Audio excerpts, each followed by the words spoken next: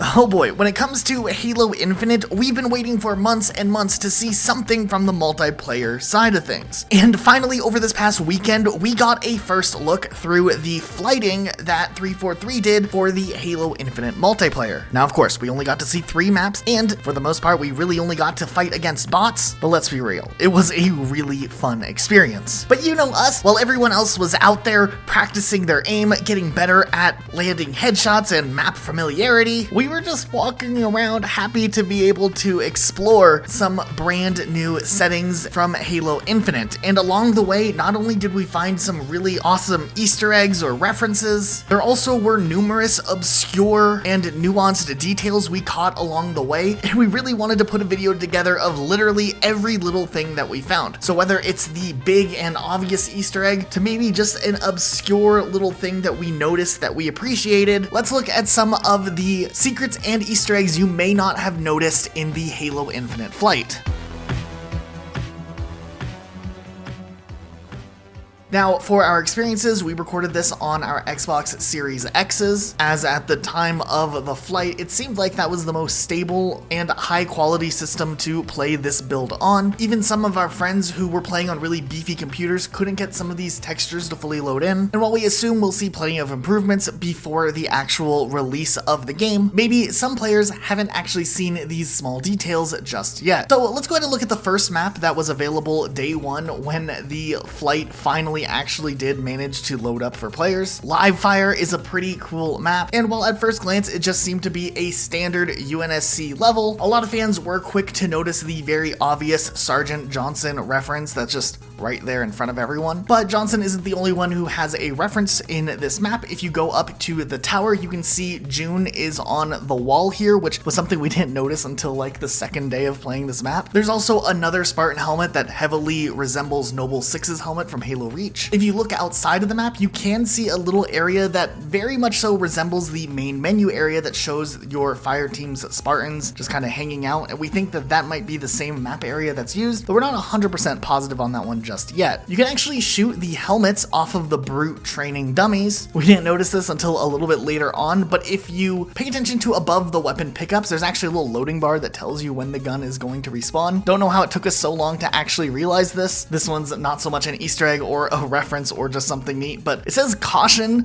please take care here, which I just felt like the verbiage here was interesting and I wanted to put it in the video. Also, I really like that this caution sign is upside down, just kind of showing don't jump down there. Also, when you're in one of the spawn areas, if you look up to the vents, you can actually see what appears to be a gas mask, alluding to the possibility that there's toxins inside of those vents up above. Outside of the map, you can see some other vehicles too, like some trucks, a Pelican, and a forklift, which has our hopes higher than ever that this will be a part of the sandbox. There's also, of course, this graduate sign that has the list of Spartans that are graduating from the program. We aren't sure if there's anything specifically hidden here. It looks like a great place to hide something, but we hadn't connected the dots to anything just yet here. And then there's the fire extinguisher that is branded by Traxxas, which has been in the Halo universe since Halo 3. But yeah, you go to the Traxxas tower on Reach, but it's cool to see a familiar company reappearing, especially one that is linked to one of the deepest and darkest fan conspiracy theories that we've ever heard about. I don't know, a fan somehow linked Traxxas to the real world sinking of the Titanic, to the glyphs in ODST, and then back to somehow Jason Jones being a clone of some sci-fi novelist who was on the Titanic. I think we'll save that one for another video, but nonetheless, Traxxas, it's back. Shifting gears to Recharge, there's a ton of screens all over the place with a ton of little things on the individual screens. For instance, this one has 343 as a small reference, serving as some sort of important value on this screen. Also, some of the screens will do a full reboot process before looking normal again, which we thought was interesting just to see how they change over time. If you launch the gravity hammer towards you with a plasma grenade and then catch it out of the air, you actually get a medal called Combat Evolved, and it has a little homage to the original CE logo. And then we also found a series of plaques that we thought were a little bit interesting. Some of these have had some keywords that are recognizable, like broadsword, but other ones just have words that don't make any sense. We thought it could be maybe a Caesar shift, but we we don't actually know for certain if this does translate into something, but we'll maybe take a closer look, or if anyone else wants to try to crack the code, if there is a code, take a gander at it. I personally love the fact that the wet floor sign looks like a breakdancing guy. Also, a lot of these access door panels you can actually punch and break, all except this one. For whatever reason, you can't actually break it. Why is this one so special? Okay, but then going on to the third level that released, Bazaar, which is personally my favorite level out of the 3 multiplayer maps. This one alone is just overflowing with a ton of little details. Not only are we back in Mombasa, which resembles Halo 2's outskirts level, but you can tell a lot of time has passed since the events of Halo 2, and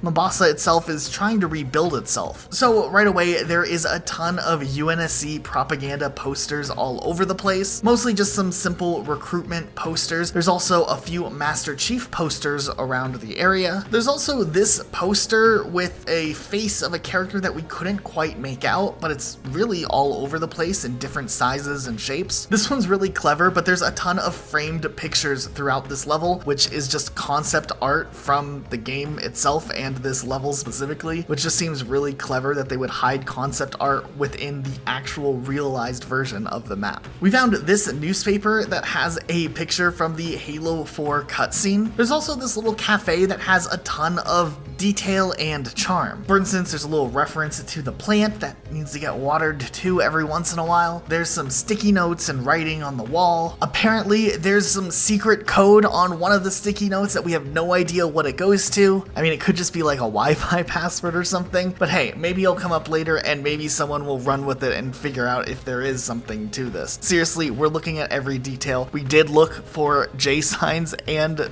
glyphs along the way. We didn't find any, but just in case you're wondering, we did look. Also on this bookshelf, some of the Halo books are just chilling there. We also really liked these skinny chickens that are kind of just running around.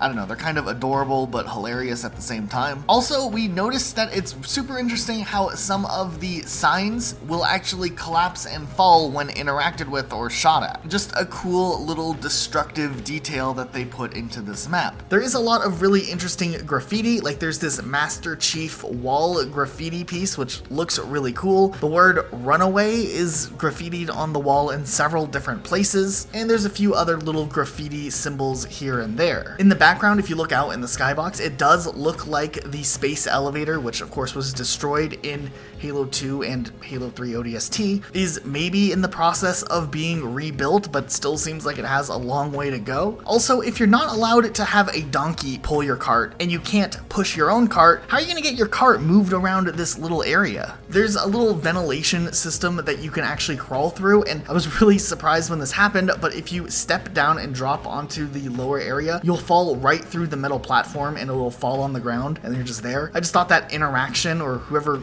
decided to make that little interactive part of the map, is a genius because that's a really cool detail. Finally, after Halo 3, we get to see some Halo Infinite rats up close. We also did see a little sign for the New Mombasa Transit Authority, which is the main organization that manages the transportation parts within the city. We've done a whole video, but all the way back in Halo 2, we got to see a bit of that with the level terminal, and then of course the NMTA plays a decent sized role in Halo 3 ODST. We've seen NMTA also show up in the Halo Reach multiplayer map Breakneck, and also in the Halo 2 anniversary version of the level Outskirts, so it's cool just to see a little sticker acknowledging its existence. There's this poster for something called a Roost Star, or a Star Roost. We don't really know what it is. We want to say it's a Rooster Teeth reference, but maybe it's not. Maybe it's just a clever play on words and a clever poster. Nonetheless, we appreciated it. We also did get to see a poster with a ton of different sodas as different possibilities that you can drink in New Mombasa. Kenya Cola sounded the most interesting. Some of you may know of the Halo fictional company Synoviet Heavy Machinery, and while they're mostly known for their construction of human vehicles and ships, this company had offices in New Mombasa, and you even went inside of the building in Halo Reach. But if you go inside this building in Bazaar and you look at this little gray box, you can see that it is is Synoviate branded. Also not so much an Easter egg, but when we were in that little cafe, we noticed if you walk into the tables and chairs, they just completely fall apart if you just subtly bump into them. Definitely not the cafe for your Spartans to be getting drunk in, because none of that furniture is going to hold up. Okay, and then just beyond the 3 maps that were in Halo Infinite, there were a couple other interesting references or nods that we caught along the way too. For instance, the pink looking armor coating is called lightish red, not pink, which very much so is likely a reference to this red versus blue episode. Look at it. It's not pink. It's like a lightish red. Guess what? They already have a color for lightish red. You know what it's called? Pink. I hate you guys.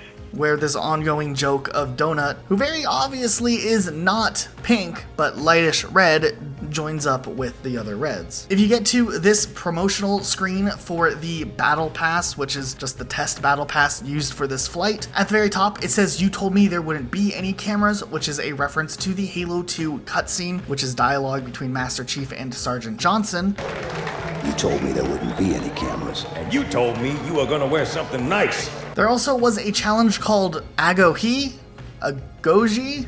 I swear, I'm not trying to sound uneducated here. I even looked up the word on YouTube and there were 5 different versions, all saying it differently, with people in the comments arguing that it wasn't the right way to actually say it. And then I stumbled across this video and the guy seemed like he knew what he was talking about and he referred to them as Agohi. But ultimately what I'm trying to get at is that this challenge is named after the military training of ancient Spartans. Also, we've talked about this in the past, but with Halo Infinite, it appears that the Team Eagles and Team Cobras being the mascots for each respective team, something that had been done away with and was obscure, but it's pretty cool that it's actually coming back. Okay, this is just what we experienced from our first playthrough with the flight. Now there's probably a ton of little details we missed, so if we missed anything, let us know in the comments so we make sure we can take a look at it. But also, this is something we were kind of just testing the waters with, doing this type of video with Halo Infinite content, and if this is something you want us to do when we see more flights up into and through the release of Halo Infinite, like if you want us just to look into literally every detail as we go through the game for the first time, leave a like down below and we can kind of gauge it from there, or a comment recommending a strategy or something. I don't know. Let us know what you think though in the comments down below. Also, be sure to subscribe with notifications on so you don't miss any uploads like this in the future. But that's it for today. We'll see you guys all next time with a brand new video.